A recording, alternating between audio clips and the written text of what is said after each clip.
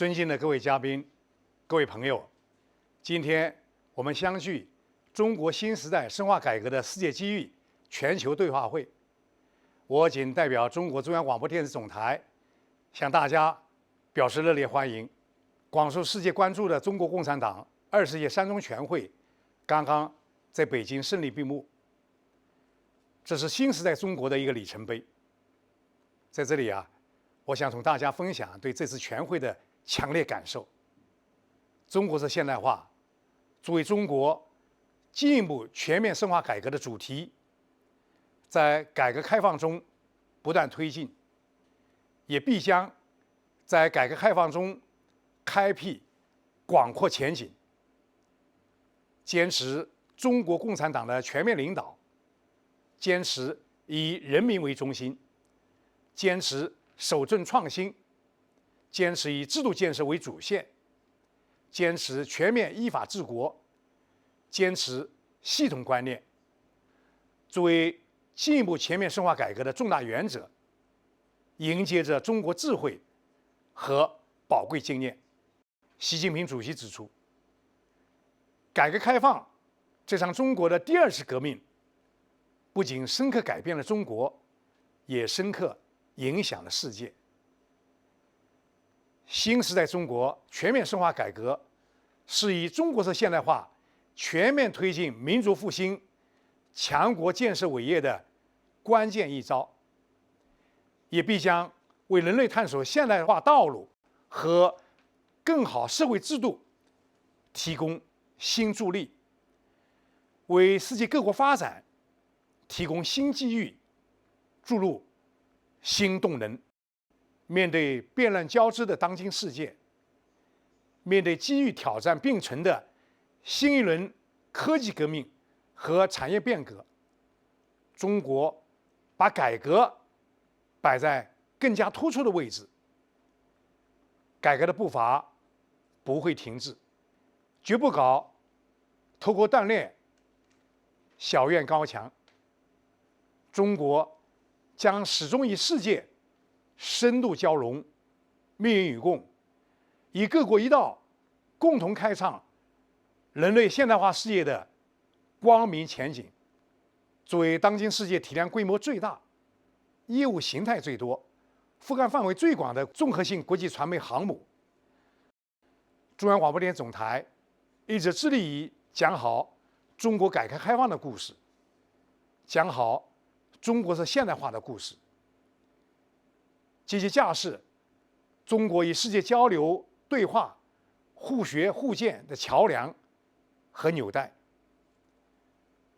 我们积极担当媒体责任，持续推出的领航、真诚、人类文明新形态、中国式现代化、中国式现代化万千气象等一大批精品力作，向世界展示中国式现代化的勃勃生机和精彩实践。我们积极推动人文交流，通过全球媒体创新论坛、全球伙伴机制以及春天里的中国全球媒体对话会等品牌项目，促进世界文明交流互鉴，为现代化道路上的同行者搭建极致共商的平台。我们积极拓展国际朋友圈，与文化机构、国际组织、各国智库等广泛开展合作，共同探讨和分享中国新时代深化改革的世界机遇，为实现和平发展、互利合作、共同繁荣的世界现代化贡献更大的力量。女士们、先生们、朋友们，为者长成，行者长志。期待我们进行坦诚而深刻的交流，携手共进，使命共担，共同推动构建人类命运共同体，开创人类社会更加美好的未来。预祝中国新时代深化改革的世界机遇全球对话会取得圆满成功。谢谢大家。Olá, amigos. A China promove reforma profunda e abre novas oportunidades. O Partido Comunista da China e o governo da República Popular da China estão mobilizados no aprofundamento abrangente e contínuo da reforma e no avanço da modernização do país. A liderança chinesa está convicta de que a abertura e a reforma tornaram-se um instrumento eficaz para realizar grandes progressos, em linha com os novos tempos e as tendências contemporâneas. Isto é considerado essencial para a construção de um país forte e a realização da revitalização nacional, grande meta do Partido Comunista da China. Revitalização em todas as frentes, por meio de um caminho próprio, um caminho nacional, como dizem o Partido Comunista da China e o governo chinês, o caminho chinês. Igualmente, a liderança do país está convencida de que o aprofundamento da reforma é essencial para defender e aperfeiçoar o sistema socialista com peculiaridades chinesas e modernizar o sistema e a capacidade de governança da China. É para informar e refletir sobre estes temas que entrevistamos 3 especialistas. Milton Pomar, geógrafo e mestre em Estado, Governo e Políticas Públicas, autor do livro O Sucesso da China Socialista. Isis Pares Maia, doutoranda em Políticas Públicas pela Universidade Federal do Rio Grande do Sul, coordenadora do projeto de difusão científica FIOS de China. E Diego Pautasso, doutor em Ciência Política, também pela Universidade Federal do Rio Grande do Sul, autor do livro A China e a Nova Rota da Seda, pela Editora de Cultura. O livro está em pré-venda no site da editora. Vamos iniciar a nossa conversa, a nossa roda de conversa, com uma pergunta que eu queria dirigir ao nosso querido professor Milton Pomar. Milton, em sua opinião, na sua percepção, quais são os principais desafios que a China está enfrentando no momento, neste contexto em que realiza o aprofundamento das reformas econômicas e sociais? A palavra é sua, Milton. Olha, bom, primeiro saudar a todos e todas que estão nos assistindo, o Diego, a Isis e você também. Mas, em relação a essa pergunta, eu acho que a gente tem que ver o seguinte: nós estamos vivendo um contexto de muito ataque à China, né, por parte dos Estados Unidos, da União Europeia. Então, esse momento é o momento de uma crise do capitalismo, e essa crise do capitalismo eles tentam jogar no colo da China, né? Essa história, por exemplo, de excesso de capacidade produtiva, tem algumas questões que eles não estão conseguindo resolver e estão querendo que a China se encolha para ela não continuar nessa marcha que ela vem já há muitos anos, desde o início do programa de reformas e abertura, porque o sucesso da China incomoda, né? Incomoda muito os Estados Unidos, incomoda muito a União Europeia, os principais países, os expoentes, digamos, do capitalismo, né? E essa é uma questão concreta para a China, porque ela precisa continuar a desenvolver sua ciência e tecnologia, ela precisa continuar investindo na geração de empregos, ela precisa continuar resolvendo os problemas relativos à poluição, relativos à questão do abastecimento hídrico. Então, a China não tem como parar o seu processo de desenvolvimento, porque ela está incomodando os donos do mundo, né?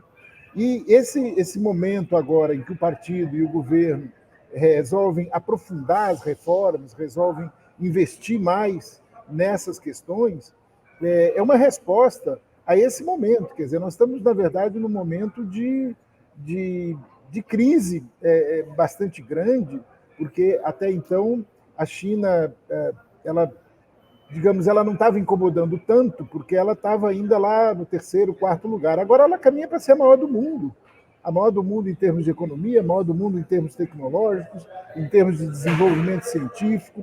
Então, é uma situação que realmente para o capitalismo, principalmente para os Estados Unidos, é algo inaceitável, né? Eles perderem essa condição de serem os donos do mundo, de serem a guarda pretoriana do mundo, né? Eu acho que nesse momento o que a China está fazendo é justamente garantir o sucesso que ela teve até agora na redução da pobreza, no desenvolvimento que ela teve do poder aquisitivo da sua população, mas ela tem alguns desafios grandes, inclusive a questão populacional, que a gente pode comentar depois, né? Muito obrigado, Milton Pomar. Eu vou agora dirigir uma pergunta à nossa Isis Maia Pares, que é uma estudiosa dos assuntos sociais da China. Ela já desenvolveu trabalhos e pesquisas sobre esta temática de como as reformas e a abertura da China conseguiram, com todas as políticas de desenvolvimento do partido do governo, conseguiram fazer avançar o nível de vida da população chinesa. Então, eu queria lhe perguntar, Isis, de que maneira esta nova filosofia de desenvolvimento da China, que vem a par com o aprofundamento das reformas, de que maneira ela está sendo implementada no sentido de garantir o bem-estar social a todos os cidadãos chineses, de maneira que eles possam compartilhar os benefícios de forma plena e justa desse desenvolvimento impetuoso que a China está atravessando. Perfeito. Boa tarde, primeiramente. Obrigada pelo convite.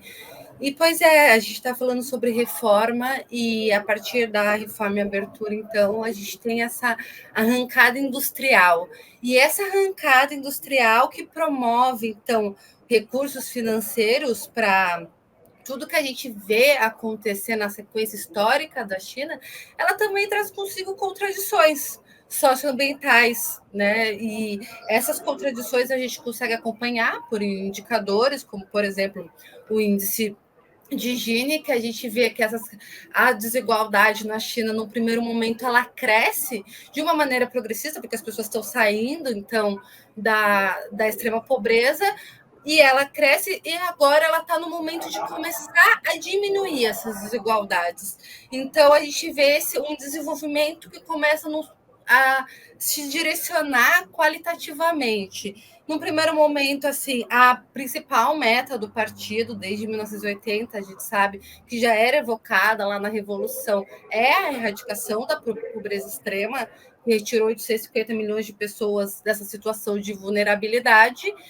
E com essa conquista em 2020, entra em foco, né? Já haviam esses conceitos, mas eles são melhores trabalhados da construção de uma sociedade harmoniosa, do desenvolvimento compartilhado, que, inclusive, o 14º Plano Quinquenal, ele trabalha muito essa ideia, que é qual? De diminuir essas desigualdades e a ampliação de um estado de bem-estar, a universalização. Quando a gente pensa no estado de bem-estar, na universalização chinesa, e o dia que a gente vem trabalhando bastante esse tema, é um desafio assim ao mundo à parte, porque uma coisa é você criar um estado de bem-estar num país como a Noruega, 6 milhões de pessoas, e uma outra coisa é fazer isso na China, com 1,4 bilhões de pessoas, né? Então, por exemplo, eu trouxe um dado que é o seguro de saúde básico da China, né? Em 2000, ele cobria 38 milhões de pessoas. Em 2020, ele já cobre 1,346 bilhões em média. Então, é um salto gigantesco. Isso porque essa arrancada industrial, ela gera recursos financeiros, desenvolvimento de instituições, de políticas públicas. O próprio IDH da China, que é o único país periférico, né, da história, que saltou do baixo, né, para alto, para 7,6, acho que de 407 para 7,68 pontos em 2021. E esse próprio IDH já são vários indicadores que mostram como a qualidade de vida do povo chinês vem aumentando. E também outro tema que a gente fala bastante, né, Pautasso, que é a democracia consultiva. Então, além do investimento em políticas públicas, além da universalização de serviços, vem cada vez mais a participação, então, do povo na política chinesa. Muito bem, obrigado pela sua resposta, Isis. Vou de imediato passar a palavra para o professor Diego Pautasso. Eu mencionei na introdução que ele acaba de lançar um livro sobre a nova Rota da Seda. Então, Diego, a primeira pergunta que eu lhe faria é o seguinte: você acha que a iniciativa da nova Rota da Seda tem algum impacto na modernização chinesa e, naturalmente, pelo efeito da parceria, terá impacto também na modernização das nações parceiras dessa iniciativa?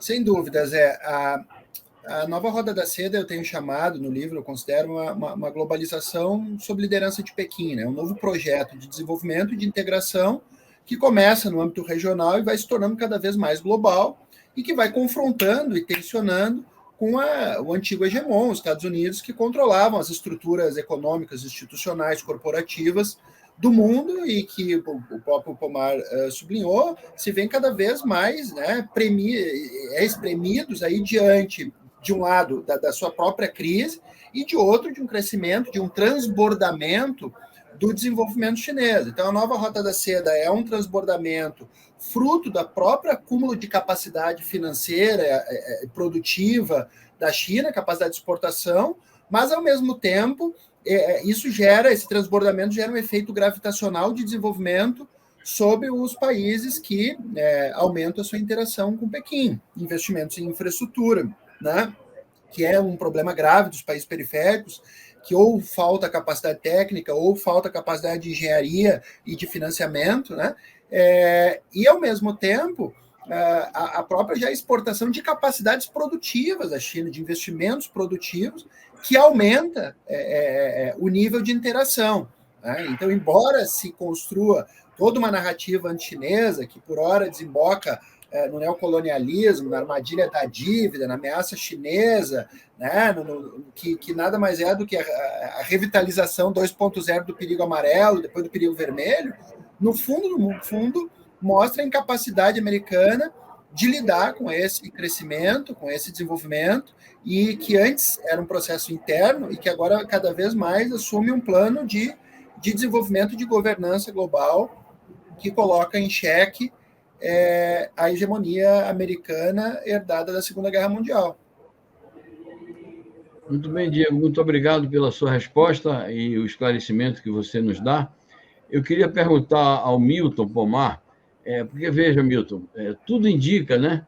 E aí eu queria saber de você, se é por aí mesmo, que essas reformas, esse aprofundamento das reformas, porque as reformas começaram lá atrás, em 1978. Se trata agora de um aprofundamento abrangente, como está sendo formulado pelo Partido Comunista e pelo governo da China. Então, sendo um novo salto, sendo um aprofundamento, sugere que é o surgimento também de uma nova economia, uma economia voltada para o futuro, o que significa setores emergentes surgindo no espectro econômico da China, na realidade econômica da China. Quais são os principais setores emergentes que você identifica pelos estudos que já fez e pela observação que faz cotidianamente do funcionamento da economia chinesa?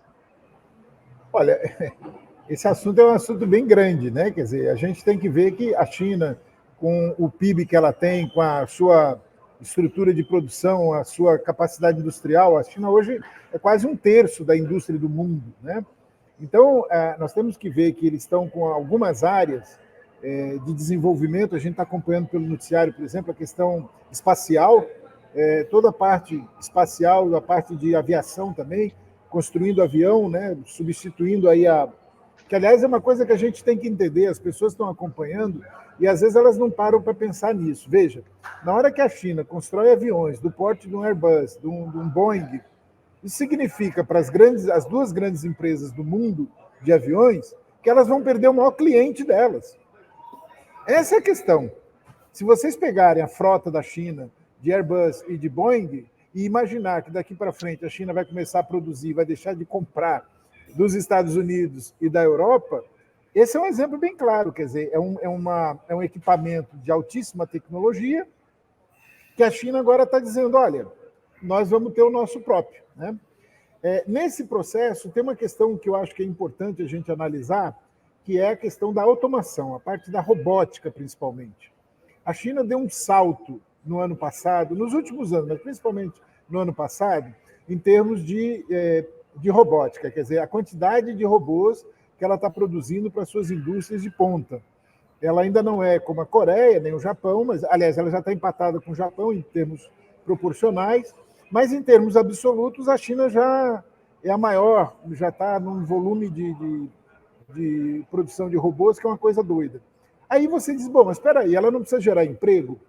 Ela não tem uma população economicamente ativa gigantesca? Como é que ela vai fazer? Ela tem na parte de manufatura 38 milhões de trabalhadores e trabalhadoras e ela está entrando com robô. É uma contradição aparente, né? Quer dizer, esse processo, por exemplo, é uma área que, se você for agora na Feira Industrial da China, de 24 a 28 de setembro, lá em Xangai, você vai ver que tem um pavilhão inteirinho para essa parte de robótica. Por quê? Porque eles estão acelerados nessa questão. E aí a gente vai pegando nas outras áreas. Eu tive agora esses dias na China, fiquei um mês lá, por exemplo, a questão de trem de alta velocidade. Eles estão com 40 mil quilômetros de trem de alta velocidade, 350 quilômetros por hora, né? Uma coisa assim, você está viajando para cá, está passando outro trem para lá o tempo todo, e aí você diz, bom, mas por que eles continuam acelerados assim? Porque tem uma questão chamada competitividade internacional. A China não pode baixar a guarda. Se a China pegar e não continuar nesse ritmo, daqui a pouco ela vai começar a ser ultrapassada por outros. E essa é uma contradição aparente, mas que não tem como resolver. Ela tem que continuar gerando 10 milhões de empregos, 12 milhões de empregos por ano. E, ao mesmo tempo, ela tem que estar se preparando para o envelhecimento populacional e, lá na frente, ter robótica e parará, parará. Então, eles lidam com essas, eu não vou dizer contradições, eu digo, são características do próprio processo de desenvolvimento chinês. As pessoas não entendem o seguinte, a China saiu de um passivo de 200 anos, em 40 anos. Então, um outro aspecto, por exemplo, importante é a questão da construção de novos prédios. Eu tive em Hangzhou, que é a capital de Zhejiang, tem prédio novo sendo construído para tudo quanto é canto. E eu pensei que isso já tinha parado por causa da questão imobiliária e tal, que nada. Eles continuam construindo. Por quê? Porque tem uma demanda ali o tempo todo, né? Então, a gente vê, por exemplo, eu fui em Shandong, Jinan não tem o mesmo ritmo de Hangzhou. Jinan está meio paradona. Aí você diz, mas por que algumas regiões estão mais do que outras? Aí que está. Essa redução da velocidade de crescimento do PIB foi justamente para tentar diminuir essas diferenças de velocidade. Então, eu acho que o que está ocorrendo agora na China é uma calibragem, é uma tentativa de harmonizar esse crescimento todo dos últimos anos e tentar, como eles dizem já há alguns anos, a questão da qualidade. Menos quantidade e mais qualidade, né? Mas eles continuam com questões extremamente importantes nesse enfrentamento com os outros países, os principais países capitalistas. Se a gente pegar agora com essa questão do cinturão em rota, né, que o Diego fez a análise no livro dele, ora, isso aí vai gerar no mundo um desequilíbrio no poder que havia enorme. Porque, de repente, você tem a Ásia Central entrando no jogo, você tem a África entrando no jogo, a América do Sul entrando no jogo. Isso está virando pelo avesso. Eu imagino nos Estados Unidos, os caras devem estar batendo cabeça que nem uns doidos, né? Porque realmente dá uma... Agora, é um processo extremamente positivo, por exemplo, para nós do Brasil. Porque a gente acaba sendo beneficiado com isso.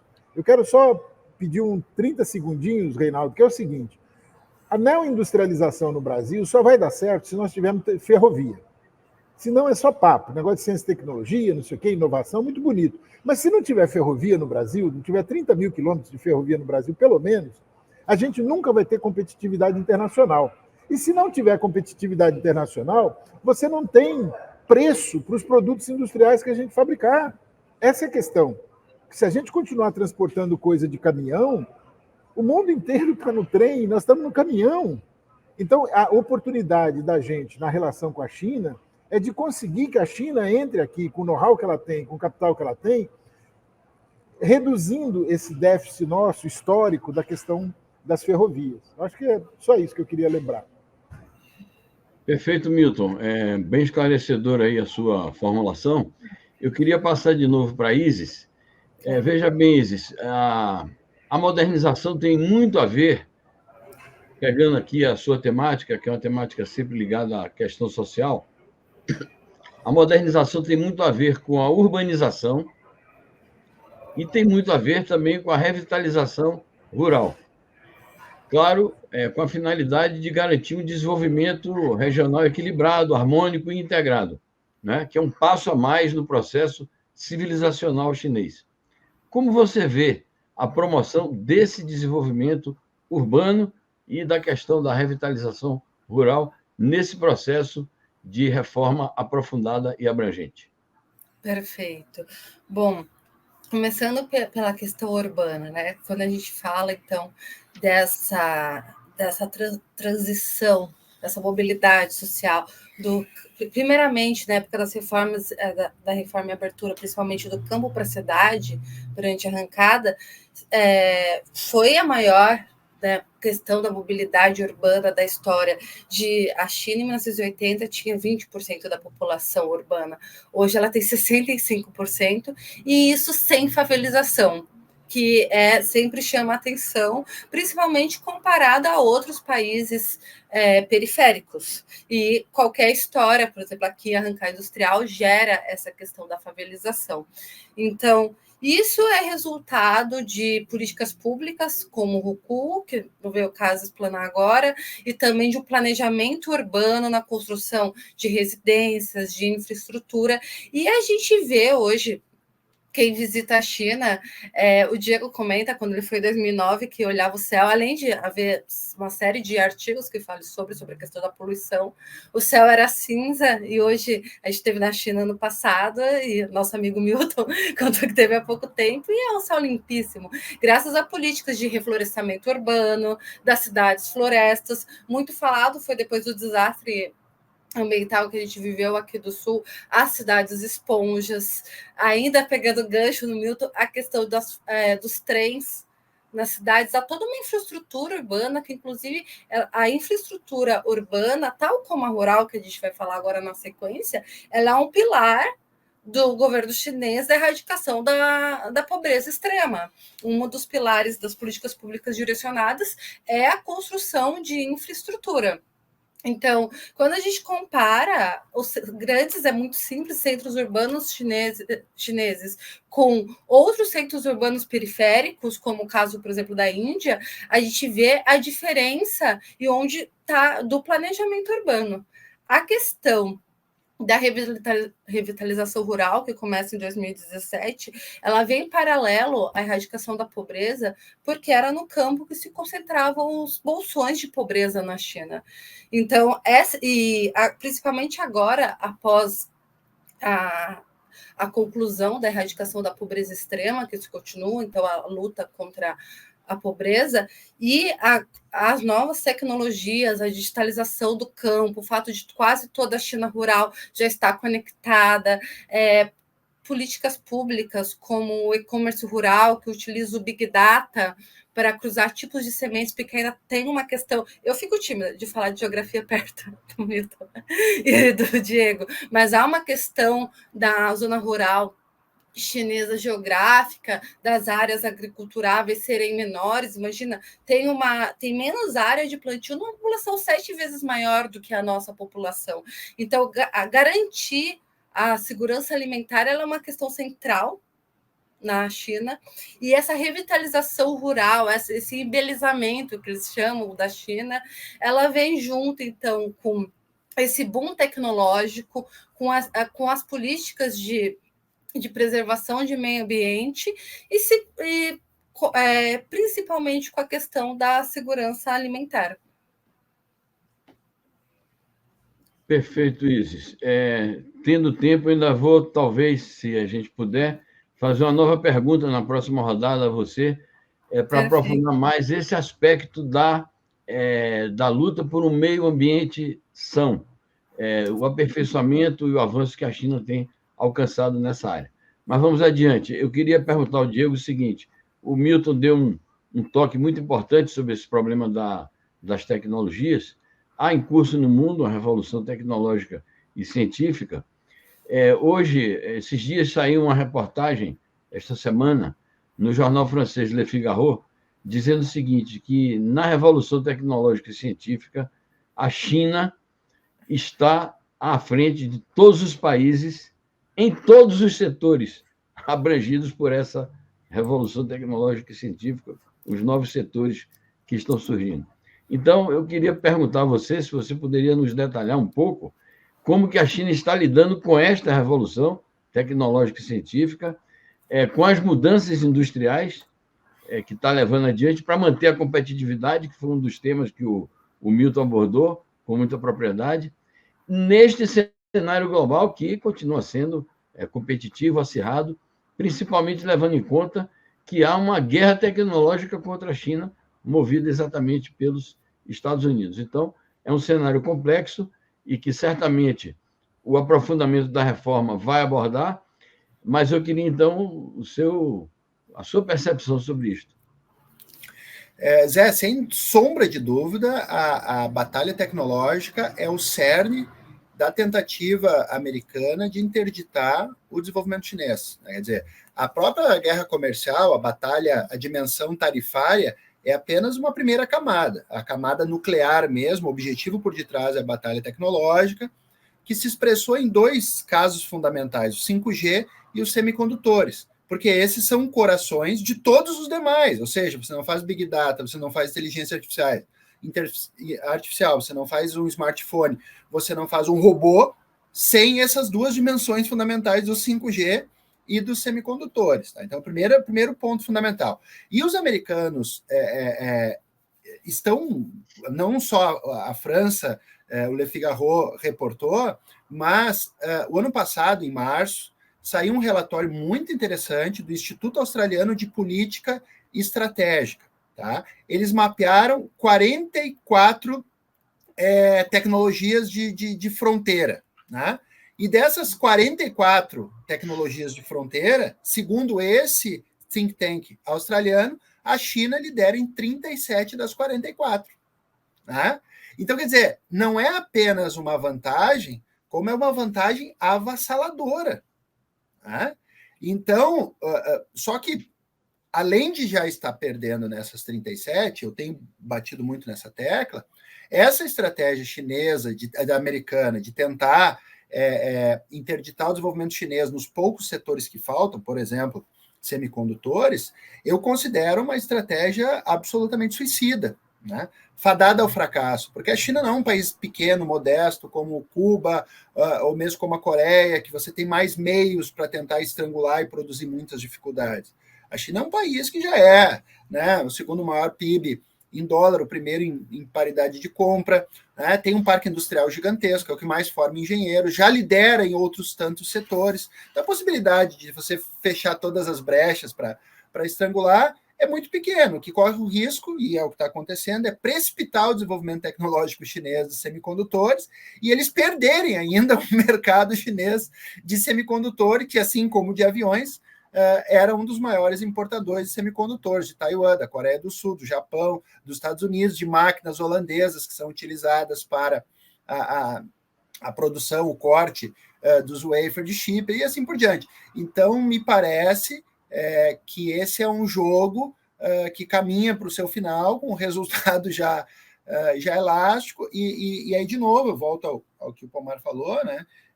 A elite americana parece que bate cabeça justamente porque não tem muito como frear, é como se estivesse andando de Fuca e um caminhão viesse a todo vapor dando sinal de luz e você está jogando preguinho na pista. É dizer, você até pode criar algum constrangimento e você tenta produzir um separatismo em Xinjiang e você produz uma revolução colorida em Hong Kong e você fala da armadilha da dívida, mas no fundo, né, isso é inócuo para as questões de fundo e para as questões de longo prazo que estruturam o desenvolvimento chinês e que transformam o sistema internacional. Perfeito, Diego. Muito bem. Vamos avançando aqui na nossa conversa sobre este processo de aprofundamento da reforma na China, que está abrindo novas oportunidades. É o tema central hoje das discussões no Partido Comunista, no governo chinês, com a sociedade, e dessa discussão e dos estudos que estão sendo feitos sobre isso, podemos esperar grandes resultados e grandes ações. A propósito de tudo isto, eu queria ouvir do Milton Pomar como você percebe este processo no setor agrícola, como a agricultura chinesa pode se beneficiar, ser impactada em todos os seus aspectos por um processo de reforma aprofundada e abrangente. Bom, eu acho que é importante a gente saber que há 30 anos um norte-americano disse que a China ia ser sustentada pelo mundo, ia ser alimentada pelo mundo, que a China não tinha condições de se alimentar sozinha, né? Nesses 30 anos, a China aumentou muito a produção agrícola e, desde 2018, ela vem promovendo um programa que se chama Revitalização Rural, que inclui, além da questão da redução da agricultura. E aí que eu acho interessante que, assim, nós estamos vivendo na China um processo que é muito parecido com o do Brasil, no interior do Brasil, que é do envelhecimento da população rural, né? Que com a migração acentuada, quem fica na área rural normalmente é o pessoal mais idoso, é o pessoal 2.0 e não 5.0, né?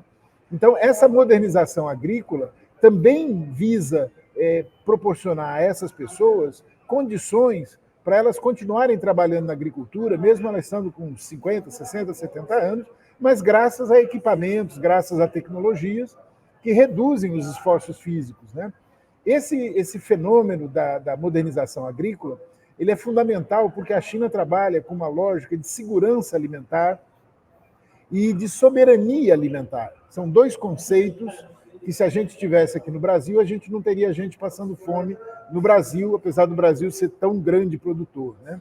Então, essa lógica chinesa da soberania alimentar e da segurança alimentar, ela vem num processo já há 5 anos extremamente veloz, extremamente acentuado de aprofundamento das reformas, para que a China fique realmente independente do ponto de vista alimentar, né? Quer dizer, ela vai continuar comprando produtos, mas não na quantidade que ela compra hoje. E essa é uma questão que é uma outra contradição, digamos, que a China está vivendo já há alguns anos, que com o aumento a continuidade da migração rural-urbana, ela tem cada vez mais gente deixando de produzir comida e sendo consumidora, e reduzindo também a área agricultável. Então, para isso, ela tem que modernizar, tem que aumentar a produtividade para conseguir produzir mais alimento, mesmo em áreas menores, né? Então, eu acho que para nós do Brasil é muito interessante acompanhar esse fenômeno. Eu tive agora em 2 feiras na China de alimentos. Eu tive no Ciao, lá em Xangai, e tive numa feira de alimentos orgânicos lá em Guangzhou, agora no início de junho. Então, a gente vê o esforço da China, inclusive para avançar na questão de alimentos orgânicos, agroecológicos. Quer dizer, não é só a questão do high-tech, no sentido do agro, né, do grande produtor, mas também da pequena produção ser mais orgânica, ser mais saudável, né? Então, eu volto a dizer, quantidade, mas é também qualidade. Perfeito. Um esclarecimento fundamental no momento em que um dos grandes problemas que o mundo enfrenta é a insegurança alimentar. Há inúmeros países, você citou inclusive o Brasil, que enfrentam esse problema e, de fato, um processo de modernização da economia e da sociedade tem que levar em conta essa necessidade básica da população. Então, se vê que a China está dando passos neste sentido também. Bom, Isis, eu tinha levantado a questão de pedir a você para falar um pouco mais, já que você própria tocou no assunto, falar um pouco mais sobre o aprofundamento dessa reforma na área do meio ambiente, que, de fato, hoje em dia, quando existem essas conferências do meio ambiente, a mídia ligada aí aos monopólios capitalistas internacionais e às potências imperialistas aponta o dedo acusador para a China, dizendo que a China é poluidora, que a China contamina o meio ambiente, que a China não quer assumir responsabilidades nessa área. Como você vê a modernização da China ligada também à temática do meio ambiente? Nossa, esse é um assunto assim espinhoso que já deu muito debate, né? Quando a gente, principalmente em redes sociais, assim, quando eu for falar sobre alguma política pública de restauração, sobre o quanto a China vem sendo o país que ela mais avança no sentido de cumprir as metas de meio ambiente, dos ODS, sempre vem ou algum senso comum, ou alguma estatística utilizada errada, e aqui eu vou discorrer um pouco mais sobre isso. Por exemplo, sim, a China é a que mais polui. Bom, primeiro tem a questão da China ter sido a fábrica do mundo. Enquanto ela estava fabricando, outros não estavam, né? Então, obviamente, quem sofria era o seu território. Mas, para além disso, isso aí temos absolutos. A China é do tamanho de um continente. Não é uma estatística sendo utilizada de uma maneira honesta, porque se você coloca isso em per capita, acho que é o 47º país.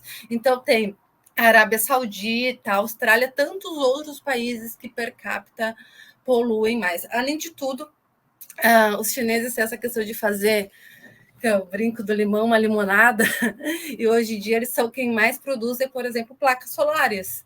Então, e uma outra política pública interessantíssima foi que na erradicação da pobreza, o governo cuidou então, do reflorestamento no interior do país e contratou essas pessoas que estavam em situação de pobreza para fazer parte desse reflorestamento. Os trens, como o Milton citou, eu não vou nem falar o quanto economiza na questão da poluição, os carros elétricos. Então, a China vem avançando as cidades florestas, como eu citei, a passos largos na questão de diminuir a poluição, da troca de energia para energia sustentável.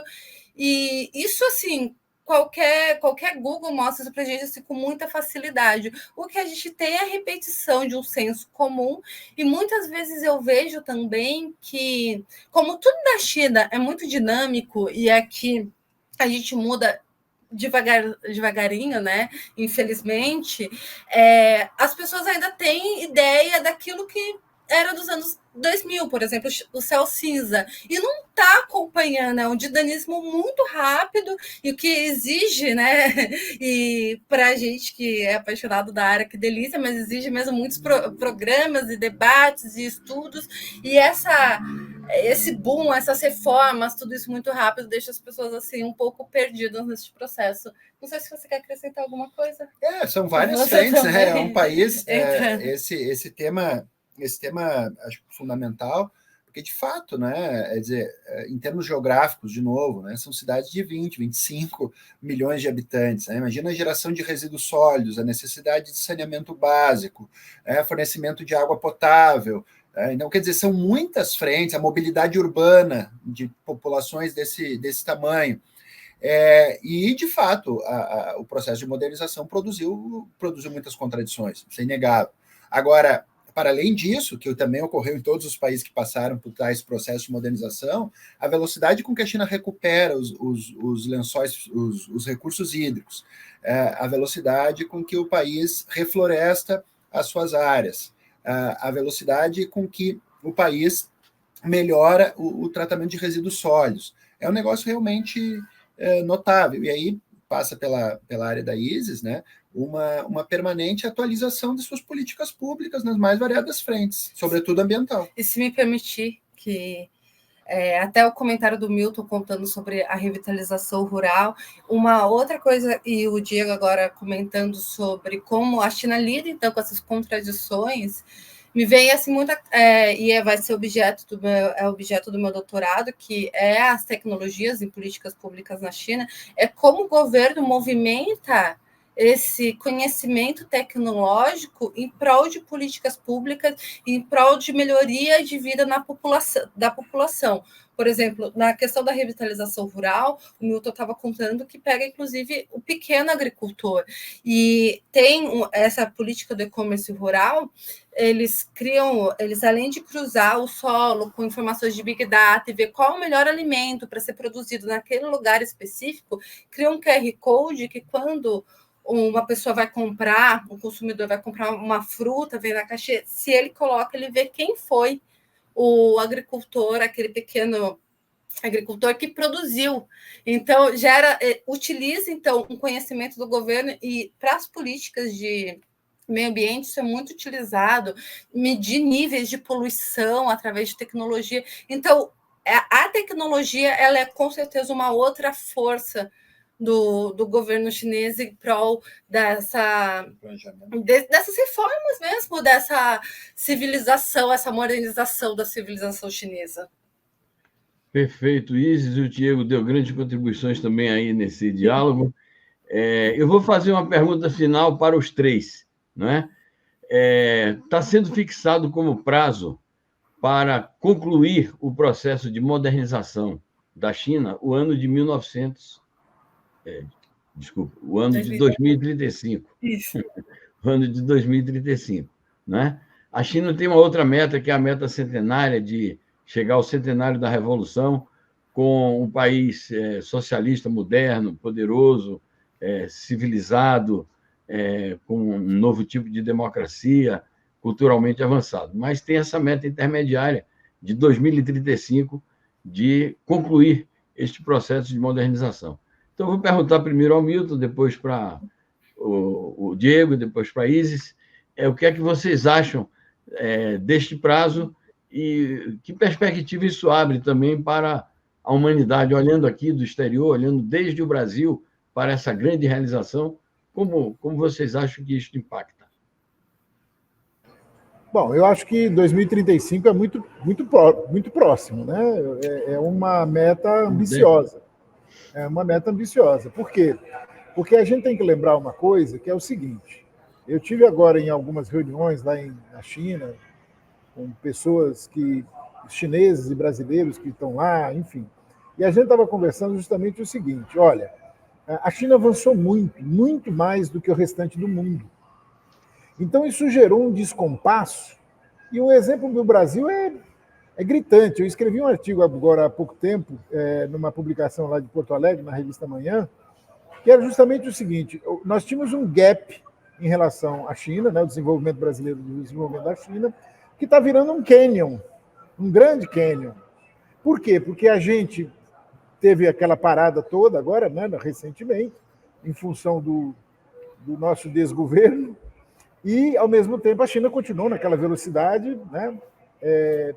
Então, o que está acontecendo? Quer dizer, esse processo todo de desenvolvimento chinês, ele precisaria estar sendo acompanhado por alguns países, pelo menos. E se a gente olhar o que ocorre hoje no capitalismo, o capitalismo está numa crise danada, né? O Reino Unido está em crise, a Alemanha está em crise, o próprio Estados Unidos, então, o Japão. Então, assim, eu acredito que para a China conseguir chegar em 2035 a atingir essa meta, os outros países também precisariam estar avançando, porque boa parte da economia chinesa depende do comércio externo. Se eu não me engano, é coisa dos 60% hoje do PIB chinês é comércio externo. Então, ela vai precisar que o mundo também, e aí entra essa importância do cinturão e rota, né? Ela vai precisar que o mundo consiga também avançar para ela chegar lá na frente. Então, a minha dúvida em relação a essa meta de conseguir cumprir é mais nesse sentido. Quer dizer, um país importante como o Brasil, nós até outro dia estávamos fora do jogo. Agora nós estamos começando a retornar ao jogo. E aí a gente pega outros países, não estão muito diferentes do Brasil. Você vê a Venezuela, por exemplo, está numa situação difícil, a Argentina está numa situação horrível, né? Então, são vários países importantes que estão sofrendo e que não vão poder fazer essa parceria no mesmo nível com a China, e isso influencia no resultado da própria China, né? Perfeito, Milton. Bom, Milton, eu sei que você tem um compromisso inadiável, você está com o tempo muito premido, você fica à vontade, eu quero te agradecer a sua presença aqui e a sua riquíssima contribuição. Então, se você achar que precisa sair durante a fala dos nossos Diego e Isis, fique à vontade, tá bom? Bom, eu vou passar então... Eu então peço a liberdade de só me despedir, porque realmente eu estou... Foi um prazer, Milton. Fica para a próxima a gente conversar com mais tranquilidade. Um abraço a todos e todas. Muitíssimo obrigado. Abraço. Um abraço. Obrigado. Tchau, tchau. Muito bem. Então, estamos aqui. Eu queria ouvir da parte do Diego como ele encara este prazo. É praticamente uma década, né? São 11 anos que está sendo fixado, o ano de 2035, como prazo para concluir a modernização de acordo com esse aprofundamento da reforma que está sendo anunciado agora. É com você, Diego.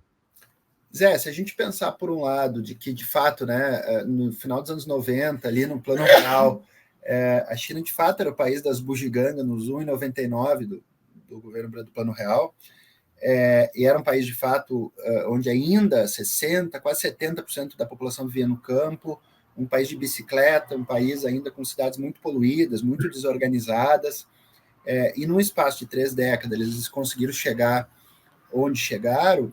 10 anos é muito para a China, sobretudo com esse conjunto de tecnologias disruptivas que estão despontando, né, em governança digital, né, em tecnologias sustentáveis, em mobilidade, né, e, de fato, o padrão de vida na China tem aumentado numa velocidade impressionante. Sim, é importante considerar o que o Milton falou, quer dizer, o mundo passa por uma encruzilhada histórica importantíssima, o centro do sistema internacional se debate, sobretudo a Europa Ocidental e Estados Unidos. Por outro lado, eu gostaria de destacar que me parece que esse eixo sul-sul cada vez mais ganha volume e densidade, né? Mesmo considerando as crises que pontilham a Argentina e outros países, o fato é que, se nós analisarmos os dados geoeconômicos, o comércio sul-sul, inclusive o comércio da China, cada vez mais se dá com a Europa, América Latina e Ásia, e cada vez menos com a Europa e com os Estados Unidos. Tá? E eu acredito que o fortalecimento do eixo do sul global é o elemento determinante para as próximas décadas, para a China e para o mundo. Muito bem. Então, eu queria ouvir agora a Isis, como lhe parece essa meta de modernizar o país até 2035. Eu compartilho do Diego quando a gente está comentando isso antes, quando a dinâmica, o dinamismo chinês, ele é um absurdo e a gente fica até sem fôlego acompanhando essas mudanças. E hoje mesmo eu estava no GT de Transparência Pública, que eu participo, e a gente está falando, por exemplo, do ChatGPT, que surgiu em 2022, e já a inteligência artificial, como ela é uma coisa muito recente, embora o conceito seja antigo, e já faz tanto pela sociedade.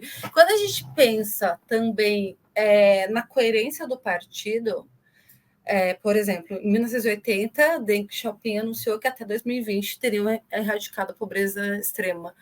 E a gente não imaginava que isso fosse de fato acontecer. Para quem estava acompanhando, pessoal, talvez atrase. Teve a Covid, lembra? Era um ano de Covid, uma retração econômica muito grande, mas o partido costuma cumprir. Então, ele tem uma coerência histórica nas suas metas. Impressionante. Então, eu acredito que eu vou acompanhar e que a gente vai acompanhar perplexos, mas a melhoria dos indicadores, quando a gente vê o acesso à universidade públicas, a digitalização, né, da China, de ser agora um país digital, os avanços na governança, o poder de paridade de compra dos chineses. Quando a gente pega os dados, né, Diego, do estado de bem-estar, da universalização de serviços, bom, são aí 11 anos para a gente aguardar, que acho que a gente vai vir conversar muito e ver muita coisa acontecer. Eu enxergo com otimismo, porque historicamente, vendo como essas metas vêm se cumprindo, não me sinto muito à vontade, acho mais arriscado o discordar. No entanto, ficaremos perplexos, isso é sem dúvida. Só um exemplo mais para ressaltar esse ponto da velocidade. Bom, a gente sabia o campo chinês, além do bolsão de pobreza, ainda muito manual. A velocidade que o campo vem se transformando na China, esses dias eu estou lendo sobre o uso de drones na agricultura, aumento da eficiência, a pulverização, a semeadura.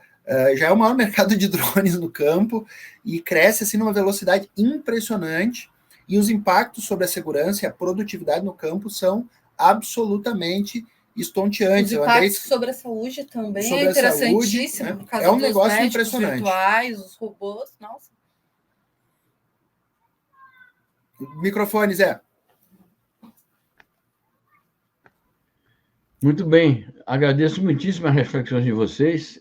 Nós estamos, a impressão que temos aqui, desde o Brasil, mas acho que é uma impressão que percorre a mente de muitos cidadãos fora da China e mundo afora, é de que nós estamos assistindo a uma nova revolução, né? Todo esse cenário de modernização é uma espécie de nova revolução, né? Em que realmente o que está colocado é a meta da revitalização nacional, que é uma meta legítima, é uma meta histórica, considerando todo o sofrimento que o povo chinês passou em períodos anteriores ao triunfo da Revolução Popular, ao lançamento das bases econômicas da construção do socialismo, ao processo de reforma e abertura iniciado em finais dos anos 1970. Então, considerando todas essas condições, de fato, é um direito inalienável do povo chinês aceder a esta conquista da revitalização nacional. Por isso que eu quero concordar inteiramente com o que você disse, Diego, e que está na base das reflexões que a Isis e o Milton fizeram, que é inócuo qualquer potência querer impedir esse desenvolvimento nacional, porque é um direito legítimo e inalienável. Então, quando um povo está impregnado desta convicção, desta vontade, e tem uma força política de vanguarda que sabe conduzir isso com critérios científicos, é inútil lutar contra isso. Então, nós acreditamos que esse caminho de aprofundamento e abrangência da reforma, com a meta da revitalização nacional, é um caminho de grandes transformações e que representa, claro, a emancipação total do povo chinês, mas que dá também uma contribuição enorme para o desenvolvimento da humanidade, haja vista a proposição do presidente Xi Jinping de desenvolvimento compartilhado para toda a humanidade. Eu queria dizer isso como palavras finais, agradecendo muitíssimo a vocês, mas eu passo ainda uma vez para vocês fazerem as suas considerações finais, mas essas reflexões todas são muito úteis ao conhecimento do nosso público sobre esta realidade tão dinâmica e sobre mudanças tão palpitantes que ocorrem na República Popular da China, sob a direção do Partido Comunista da China, que tem por núcleo o presidente, seu secretário-geral, Xi Jinping. É com vocês. Eu agradeço mais uma vez aí o convite, é sempre uma honra conversar contigo e um prazer conversar aí com o público do 247 sobre um tema, né, de absoluta centralidade para o desenvolvimento nacional, que é a China.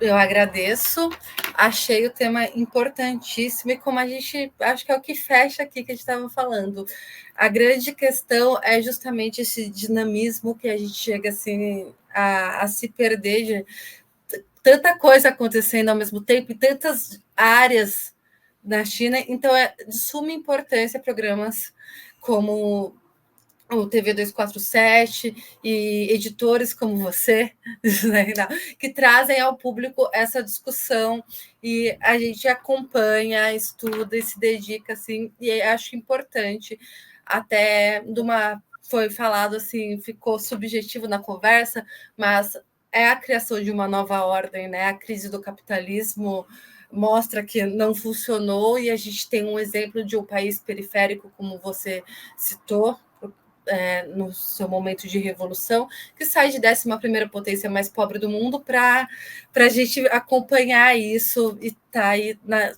disputando a liderança mundial com os Estados Unidos. Então, é muito importante acompanhar programas como esse de difusão e debate. Estamos sempre mais aprendendo do que ensinando, mas é sempre um prazer. Muitíssimo obrigado. E assim nós encerramos esta conversação muito proveitosa sobre a promoção pela China de reforma profunda, visando a criar novas oportunidades. Obrigado a todos pela atenção, obrigado aos amigos intelectuais que conversaram conosco, o Diego Pautasso, a Isis Maia e o Milton Pomar. Um abraço a todos. Muitíssimo obrigado.